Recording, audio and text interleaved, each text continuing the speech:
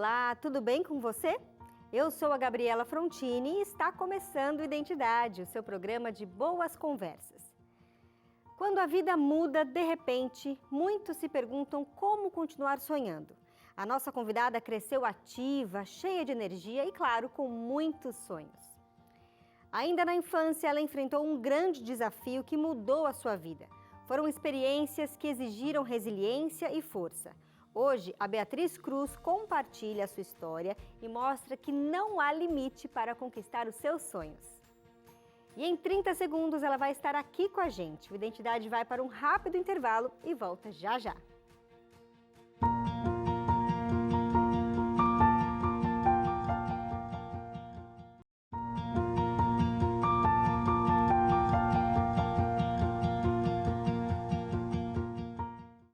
Desde cedo, Beatriz Cruz precisou lidar com desafios inesperados. Apesar dos obstáculos, ela nunca deixou que nada definisse quem é, mostrando que é possível sonhar, crescer e viver plenamente. Hoje, ela compartilha com a gente a sua história, revelando força, determinação e a essência que vão muito além das barreiras da vida. Beatriz, seja muito bem-vinda aqui ao Identidade, é um prazer receber você. Obrigada, Gabi, o prazer é meu estar aqui hoje com vocês. Eu quero começar conhecendo a sua história lá da infância, porque eu soube, inclusive, que você brincava, jogava ali, salto em altura na escola. Como é que foi a sua infância, esse período aí da sua vida? Gabi, eu brinco que eu não parava, né? Minha mãe, às vezes, até hoje fala, não sei o que a gente faria se você andasse, que eu não paro até hoje. Então, eu era uma criança muito ativa, eu sempre estudei em colégio adventista, e a gente tem o Indesca. Então, assim, até eu acabar parando de andar, eu participei de todos os Indescas, participava sempre do salto em altura, a gente brincava como eu era muito magra, que eu voava, então eu adorava, assim. Tinha uma boa impulsão, então, Exato. né? Voava alto. Voava alto, então eu era uma criança muito ativa, sempre fui uma criança muito ativa, muito ligada no 220, que a gente brincava, né? Então, essa foi minha infância. Na igreja também. Filha única? Não, eu tenho uma irmã mais velha, que é um pouco mais calma que eu. Ah, então você que veio da pá virada. Exatamente. Foi exatamente isso. Beatriz, por volta dos 10 anos mais ou menos, seus pais notaram que você estava mancando um pouco. A princípio achavam ali que estavam fazendo isso para chamar atenção, mas depois viram que não era bem assim e até que resolveram te levar no médico. Isso, foi isso mesmo. Como é que foi? Então, justamente por ser uma criança muito ativa, né? Então, primeiro suspeitaram que eu pudesse ter machucado alguma coisa, mas não tinha nenhuma marca. E eu lembro da minha mãe falando, filha, por que você está fazendo isso, né? Achando que poderia ser mesmo, né? Eu nem estar percebendo e começar a mancar. E eu realmente mancava e não percebia. Eu sentia uma fraqueza na perna. Mas não sentia dor? Não sentia dor. Então, por isso que a gente não sabia de onde vinha, porque eu não sentia dor. Eu simplesmente andava e ali, de vez em quando mancava, sentia essa fraqueza. E os meus amigos da escola começaram a perceber e me perguntar, você tá bem? Machucou? E aí meus pais resolveram me levar no médico. A gente vai sempre num pronto-socorro, né? Achando que pudesse ser algo do tipo, de fratura, alguma coisa assim. E já no pronto-socorro me reviraram e não encontraram uma resposta para por que aquilo estava acontecendo, mas eu não tinha dor, o que era mais estranho ainda. Então, minha mãe, como é da área da saúde, começou a investigar melhor, falou, não, vamos no neuro, a gente foi no ortopedista, especialista, então eu comecei a visitar vários médicos atrás de uma resposta. E você foi para o Hospital das Clínicas, que na verdade é um hospital escola, e aí lá começaram uma investigação mais detalhada, né? E você ficou um bom tempo ali fazendo exames, até ter um diagnóstico. Exato. A minha mãe trabalhava no INCOR, que é um hospital que fica em frente, então Deus sabe de todas as coisas, né? Ela tinha esse acesso, então eu consegui, porque existe uma fila. E o médico do particular falou, leva ela para o Hospital das Clínicas que ela não vai sair de lá sem resposta. E foi o que aconteceu. Após bons dias de internação, eles fizeram muitos exames e descobriram que eu tinha uma má formação arteriovenosa. Então, simplificando, é como se fossem as minhas veias e as artérias, ao longo do meu crescimento, elas se embolaram e formaram um novelo de lã que comprimia a minha medula. Então, por isso que eu não sentia dor, mas sentia fraqueza, porque ali na passagem, a gente fala da mensagem, né? Para andar, não estava sendo completa, porque tinha alguma coisa comprimindo. E aí eles viram que você precisava fazer uma cirurgia para retirar esse novelo de lã embolado ali. Exato. Mas eles achavam que você tinha tempo, que dava para esperar. Você ainda era nova ainda, né? Tinha por volta de 10 anos ainda? Isso.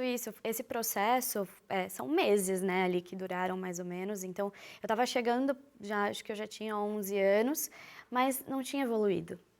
Aquela forma como eu comecei a mancar, eu continuava depois de meses, muitas consultas. A gente chegou a fazer procedimentos menos invasivos para tentar, né, ali fugir de uma cirurgia. E nenhum deles dava certo. Elas estavam realmente muito embaranhadas ali, bem a fundo na minha medula. Então, a única solução seria a cirurgia mesmo. E a princípio você não chegou a parar de estudar, nada disso. Enquanto você estava na escola, você estava fazendo os exames e investigando o que estava acontecendo. Isso, eu continuava na escola, fui vivendo minha vida normalmente, porque não me impedia de nada. Sempre tive amigos maravilhosos na escola que me ajudavam. Então eu lembro de ir no parque aquático com os meus amigos e machucar assim, toda a ponta dos dedinhos por não conseguir levantar o pé para dar o passo, e eles sempre me ajudando. Então eu fui seguindo e esperando para fazer essa cirurgia.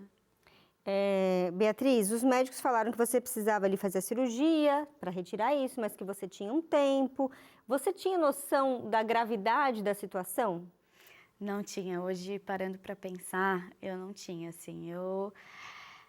Isso que é o lado bom de ser criança, né? Durante isso, a gente é muito inocente, eu confiava, eu nunca fui de questionar muito. Então, falou que eu precisava da cirurgia, tudo bem, preciso da cirurgia, vamos esperar. Então, eu não tinha, acho que nem meus pais, a gente não tinha noção do tamanho que seria essa cirurgia, né? Uhum.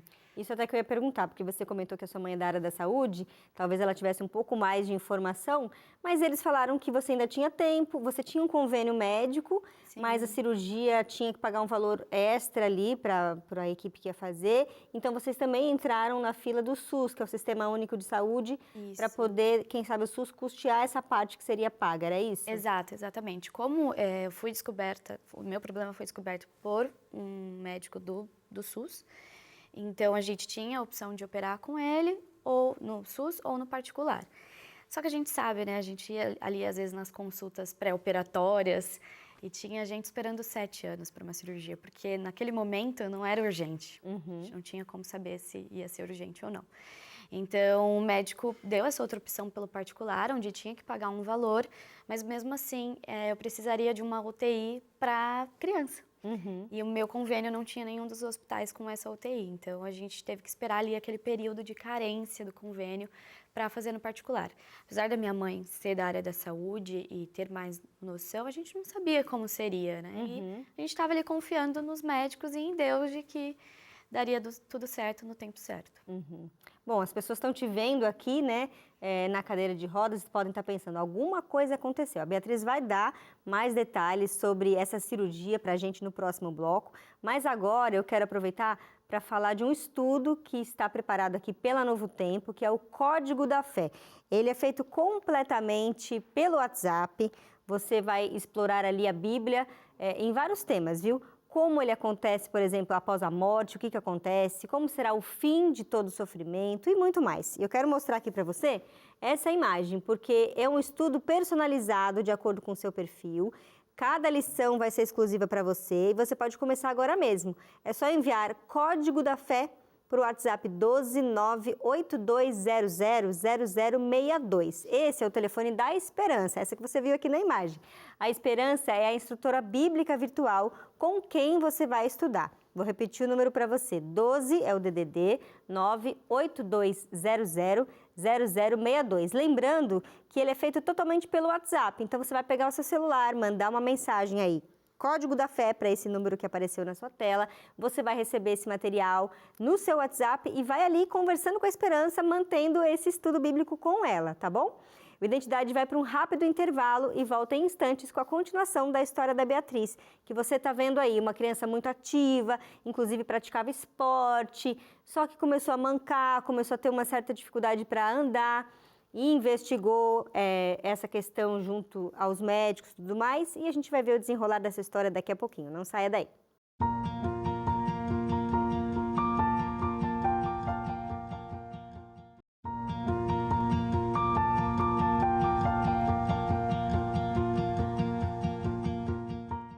O Identidade está de volta. Hoje estamos conhecendo a história da Beatriz Cruz, que com 10 para 11 anos ali, descobriu que tinha uma malformação arteriovenosa na medula. No bloco anterior, a Beatriz contou pra gente que faria uma cirurgia, ele precisava fazer uma cirurgia e o médico deu um prazo, falou, vamos esperar, tem a carência do convênio e tudo mais, porque ele achava que ele tinha tempo. Mas até que um dia, mais ou menos junho, julho de 2010, né, Beatriz? Isso. Você começou a sentir uma dor muito forte e você deve ter corrido para o hospital, né? O que vocês fizeram então? É até engraçado que a gente falou de eu ser uma criança ativa e ali eu ainda era criança, né? Tava naquela fase pré-adolescente, criança. E eu tinha passado o dia inteiro brincando com umas primas. E eu lembro, assim, de sair na rua com elas e sentir um incômodo um pouco maior. E fui para casa e naquela noite minha mãe, né, já me pôs para dormir com ela. Porque eu já estava sentindo um incômodo ali nas costas. E eu lembro dela ter me massageado, feito carinho antes de dormir. E quando eu estava pegando no sono, eu comecei a sentir uma dor muito forte. E eu sempre falo que parecia que tinha alguém assoprando nas minhas costas. Era uma dor, assim, que eu gritava e eu desmaiava de dor. Nossa. E meus pais correram comigo para o hospital, o primeiro hospital que eles, né, viram ali na frente deles. Foi muito, muito difícil, assim, porque eu perdi a consciência várias vezes de tanta dor. E hoje a gente sabe que eu tive uma hemorragia nesse momento. Então, aquelas veias e aquelas artérias que estavam ali quietinhas, emboladas, elas acabaram estourando. Se romperam. Romperam. E aí, por isso que eu sentia como se fosse uma pessoa soprando, porque eu sentia um fluxo realmente de sangue muito forte nas minhas costas. E a medula é um órgão muito sensível, então, naquele momento, eu já não andei mais. E eu estava com tanta dor, que incômodo, que eu não me lembro, assim, de tentar andar, nada do tipo. Eu lembro de já ter perdido totalmente o controle. Você não estava no hospital que você estava em tratamento antes, foi no primeiro que apareceu ali devido à dor que você... Exato. E lá eles sabiam lidar com o que estava acontecendo? Eu nem me lembro direito, né? Foi tanta coisa, eu lembro de ficar em aguardarem, aí me medicaram, a dor melhorou, meus pais me levaram para casa, mas nisso já me levaram no colo. E aí entraram em contato com o médico responsável, né, que iria fazer minha cirurgia em poucos meses. E aí ele orientou um outro hospital, que o meu convênio atendia, ainda não tinha acabado aquele tempo, e acabei fazendo nesse hospital mesmo, mas com o médico que tinha descoberto. Então, você teve que fazer a cirurgia de emergência. De emergência, isso. E o médico que te operou foi o médico que descobriu tudo e achava que você tinha mais tempo para esperar. Exatamente. Quando ele viu que, de fato, as veias e artérias tinham se rompido, qual deve ter sido, sei lá, o pensamento desse médico, né? Fico pensando. Eu fico pensando, faz muitos anos que eu não o encontro, mas eu não esqueço o olhar dele pela primeira vez, um mês após me ver, depois da cirurgia, um mês após a cirurgia, ele me viu. E eu sinto que ele se arrependeu ali de não ter feito, né, algo mais rápido, da forma como tinha. Eu acabei ficando numa UTI de adulto, né, então a gente tinha planejado todo um plano para a cirurgia que acabou não dando certo. Mas eu não o culpo, né? Acredito que tudo está nas mãos de Deus e tinha que acontecer dessa forma. E foi uma cirurgia muito grande, eu perdi muito sangue. Eu lembro da minha mãe falar que estava esperando muitas horas de cirurgia e ela viu uma criança passando, entubada, cheia de coisa, com sangue, e ela falou, nossa, meu Deus, coitada dessa criança, né? E essa criança era eu. Ela não sabia que era você, tinha visto, não tinha reconhecido ali. Exato, passou tão rápido, exato. E foi uma cirurgia complexa, mas não foi suficiente, digamos assim, para fazer você ter os movimentos novamente. Você perdeu, de fato, os movimentos das pernas. Exato. Quando a gente tem uma lesão na medula, por menor que seja, é muito difícil ela se restabelecer, né? Ela é muito sensível. Então, mesmo a minha lesão não tendo sido por um tiro, por exemplo, que a gente vê muito, né? O acidente de carro, tenha sido um fluxo de sangue mesmo, foi o suficiente para machucá-la. Eu fiz um exame 2 anos depois e a medula ainda estava machucada. Então, foi muito grave. Ele, ali no hospital, já me orientou a fazer fisioterapia, recuperei muitos movimentos, muitas coisas voltaram, mas muitas nunca mais foram as mesmas. E aí a sua vida mudou completamente, né, Bia? Você teve que se readaptar, ou melhor, se adaptar às situações que você não estava acostumada. Como é que foi esse novo período aí para você? Você que é uma pessoa crente em Deus, sabe que Ele sabe de todas as coisas, como você comentou, né? Tinha que ser assim, e você seguiu em frente. Gabi, é engraçado porque as pessoas me perguntam como foi esse período para mim. E eu falo, gente, eu acho que Deus é tão bom que para mim foi como qualquer outro período da minha vida. Eu fiquei um tempo ali sem ir para a escola, acredito que essa tenha sido a fase mais difícil. Mas eu estava ali numa transição, então tudo para mim era novo. Não era mais criança, tinha virado adolescente. Então, minhas amigas estavam passando por processos e apesar de eu estar usando uma cadeira de rodas, eu estava passando pelos mesmos processos que elas. Mas eu tive que adaptar algumas coisas, né? Então, por exemplo, eu ia de perua para a escola, minha mãe passou a me levar, minhas amigas tinham um pouco mais de dependência em algumas coisas e eu não tinha. Mas, para mim, sempre, até hoje, é muito mais sobre o que eu consigo fazer do que o que eu não consigo. Então, para mim, ali era muito fácil falar, não consigo mais ir à escola, não consigo mais praticar esportes, mas para mim foi o que eu consigo fazer agora. E assim eu tentei levar na escola, na faculdade, na especialização. Então, eu tenho pais muito bons, uma família muito boa, minha irmã, que sempre me apoiaram muito a ter a minha independência.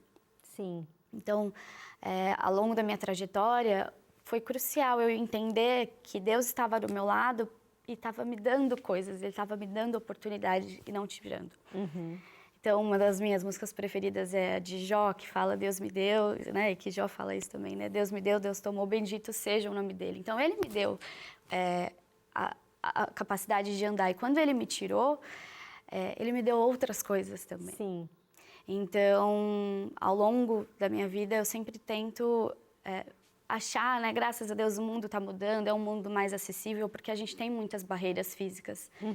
Mas para Deus nada é impossível. E eu vejo que a cadeira de rodas, ela me abre portas hoje que talvez eu andando não pudesse. Talvez eu andando eu não tivesse hoje um testemunho para estar aqui te falando. Sim, com certeza. Um testemunho para falar para o pessoal de casa. É verdade. Então, eu tive que me adaptar a essa vida nova, mas que hoje é a minha realidade.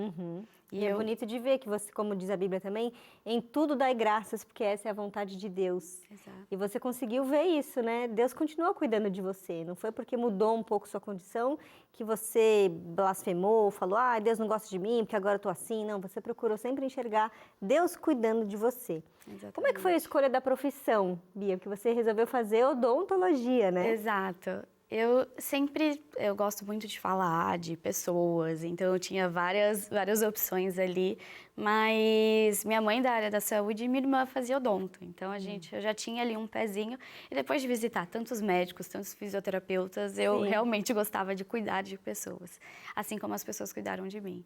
Então, eu escolhi ser dentista ali para ter, né, essa oportunidade de trabalhar junto com a minha irmã, que é minha melhor amiga. Então, e uma coisa que as pessoas sempre elogiaram foi o meu sorriso, né? Eu sempre tento sorrir apesar da situação. E aí eu acho que o sorriso ele abre portas. Então, foi por isso que eu decidi ser dentista, assim, e Deus me guiou para esse caminho também. Eu vejo muito a mão de Deus da minha escolha. É um período muito difícil, né, o de escolha da profissão. Sim, e às vezes vem num momento em que a gente está muito confusa, né?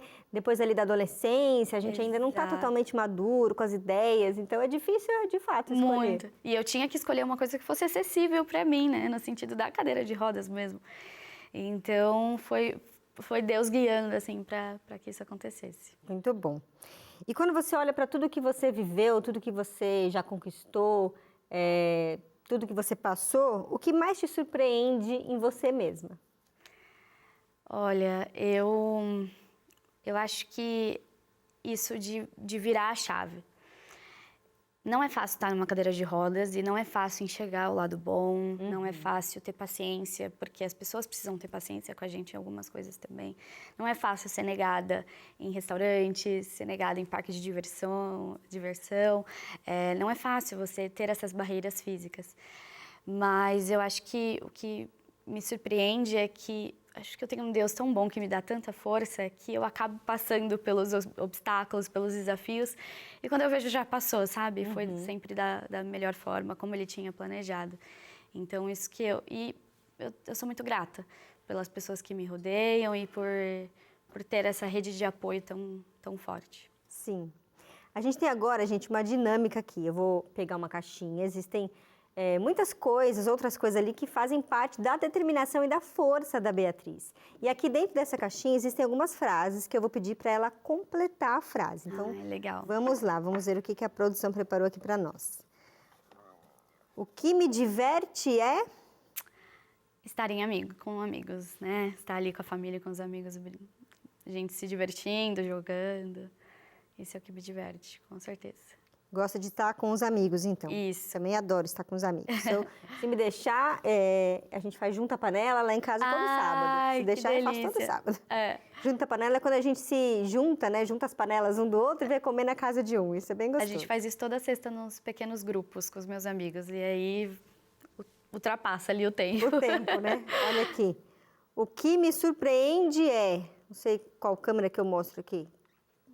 O que te surpreende?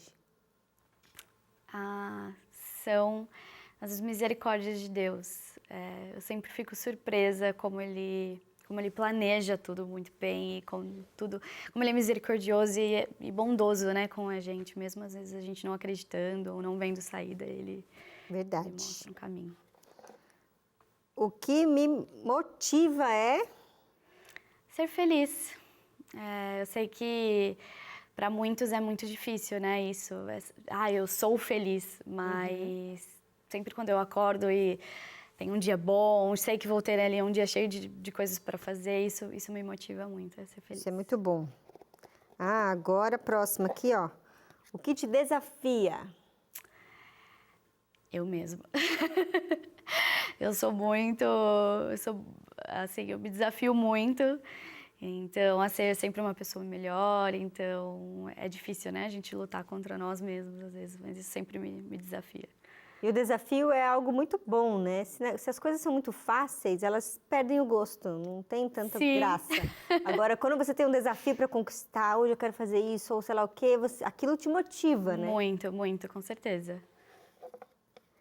O que te emociona? Eu sou bem emocionada. Sempre eu me emociono muito com músicas e assim, quando a gente escuta uma música, lembra de uma situação, viver Deus ali na nossa vida. Eu vim escutando algumas músicas e borrando a maquiagem, porque isso sempre me emociona. Você participa de uma igreja e é líder de jovens, inclusive, né, Bia? Esse ano eu recebi aí essa missão de ser líder dos jovens. Tem sido um desafio. Eu vou fazer 27 anos já, então ali eu tô... Já não é tão jovem. Já não sou mais tão jovem, mas é muito bom estar com essa galera e poder mostrar para eles a minha visão do mundo, assim, né? Então, a gente se diverte bastante, é bem legal. E a última aqui para a gente fechar, então. O que te inspira? O que me inspira é Jesus sempre, aquilo que Jesus faria nessa situação, né? Então, hoje em dia, eu vejo muito isso todos os dias, buscar a palavra dele e ver o que ele faria ali, que ele faz por nós todos os dias, isso sempre me inspira. Beatriz, eu quero te agradecer por ter vindo aqui ao programa, por contar um pouco da sua história. Eu tenho certeza que muitas pessoas que estão nos assistindo vão se inspirar em você, vão ver a sua força, a sua resiliência e a sua fé em Deus. A sua confiança de que Ele é o seu Criador, o seu mantenedor, o seu Salvador e sabe o que é melhor para cada um de nós, né? Com certeza. Então, eu quero te agradecer e pedir para você dar um recadinho rápido para quem está nos assistindo. Eu que agradeço por estar aqui, essa oportunidade de contar um pouquinho mais sobre mim. E eu queria dizer para você que está aí nos assistindo hoje que muitas vezes é difícil passar pelo deserto. São muitos desafios que a gente enfrenta e que a gente vai enfrentar, porque Ele mesmo disse, né? No mundo terei aflições, mas tem de bom ânimo, eu venci o mundo. Então, hoje que você possa escolher como você vai ultrapassar esse deserto. E que seja sempre da melhor forma possível, confiando muito em Deus, tendo esperança que Ele está ali cuidando de você. Amém. E se puder, sempre com um sorriso no rosto. Amém. Obrigada mais uma vez. Obrigada a você. E a você de casa, até o nosso próximo encontro. Fique com Deus e até lá. Tchau, tchau.